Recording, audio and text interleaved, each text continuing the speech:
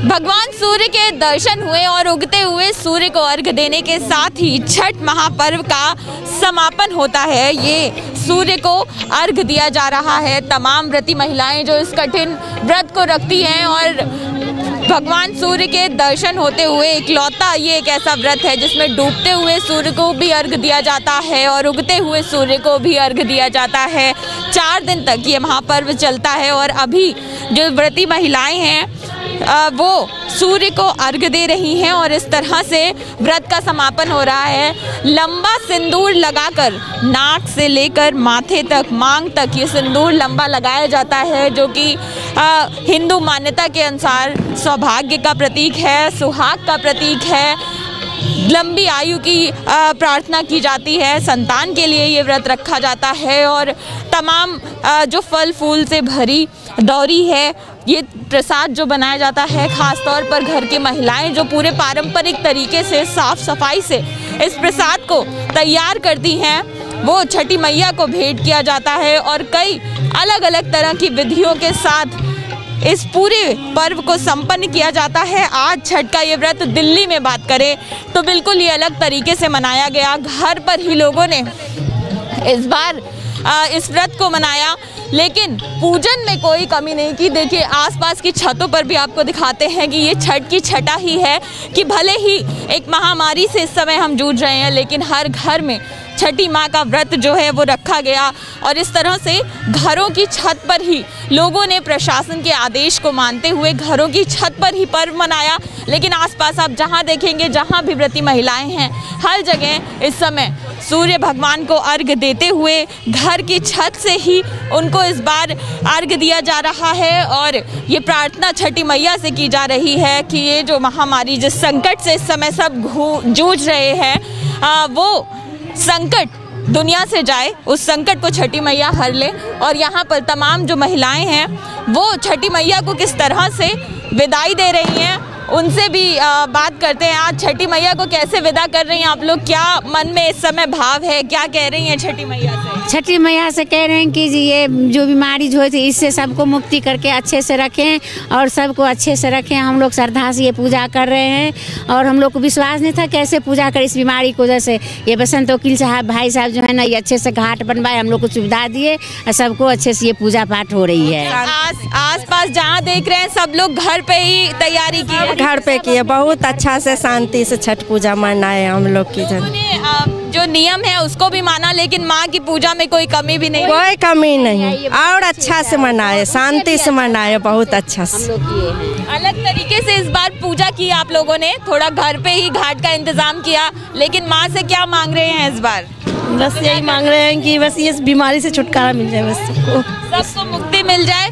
क्या माँ के लिए कुछ विदाई के लिए आप लोग गीत भी गा रही हैं, क्या कहना चाहेंगे अब जब माँ विदा हो रही है? भगवान को अर्घ्य दे दिया है आप लोगों ने? हाँ दे दिया अर्घ्य। माँ से यही करे, माता सबको अच्छा करे, पूरा विश्व का कल्याण करे, ये महामारी से हमको दूर कर दे। तो जब विदा कर रही हैं तो क्या गीत गा के विदा कर रही हैं बेटी को?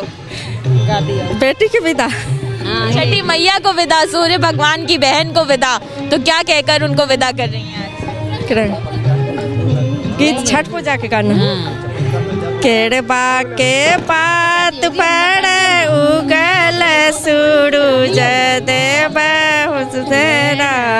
गे, हे मनाल छठ बरतिया से उगे लागे, हमरो जे बेटबा से उगे न हो, बेटबा से उनके नाते। क्या कहा इसमें आपने मैया से?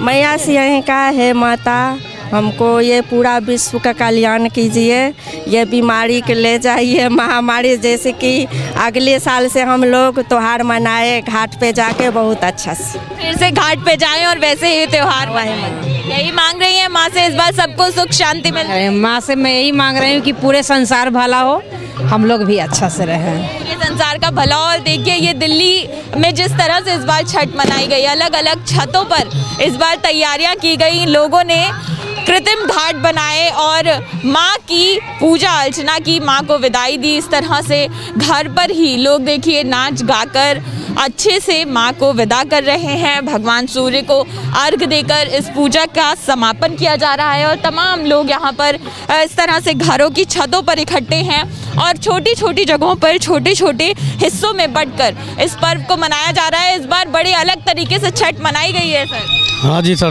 वकील साहब का हमारा मेहरबानी है जो पूरा व्यवस्था की है यहाँ पर। आसपास जहाँ देख रहे हैं घर पे हर कोई माँ को विदा करने के लिए तैयारी में कोई कमी नहीं छोड़ा है। नहीं जी, कोई नहीं छोड़ा है मौका। घाट पे ना जाके इस बार थोड़ा अलग लगा, लेकिन हाँ जी अच्छा लगा है, घाट से बढ़िया लगा है। घाट से बढ़िया।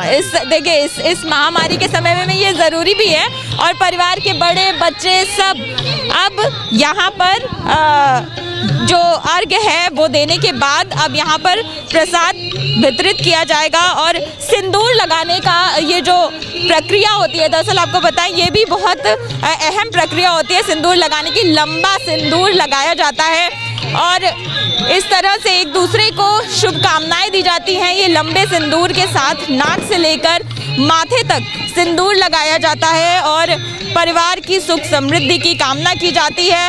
और पूरा ये जो लंबा सिंदूर है ये क्यों लगाया जाता है?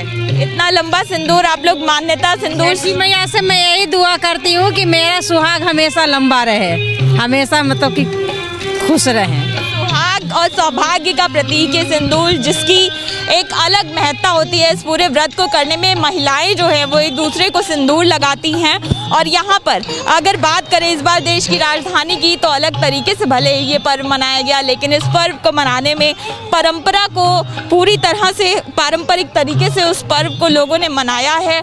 कुछ बदलाव के साथ ही सही, लेकिन छठ की जो छटा है वो इतनी मन मोह लेने वाली होती है कि आप उसको किसी भी जगह पर खड़े होकर मनाएं, किसी भी तरीके से मना लें, लेकिन आप इस अद्भुत छटा से जो मन मोह जाता है उससे आप अछूते नहीं रह सकते। और देश की राजधानी की बात करें तो इस बार छठ थोड़ी अलग तरीके से ज़रूर, लेकिन पारंपरिक तरीके से पूरे विधि विधान के साथ खुशी से मनाई गई और छठी मैया को सभी श्रद्धालुओं ने दिल से विदाई दी, इस प्रार्थना के साथ कि अगली बार जब छठी मैया आए तो ये महामारी पूरे विश्व से जा चुकी हो। कैमरा पर्सन आशीष सक्सेना के साथ अंजलि सिंह, एबीपी न्यूज़, दिल्ली।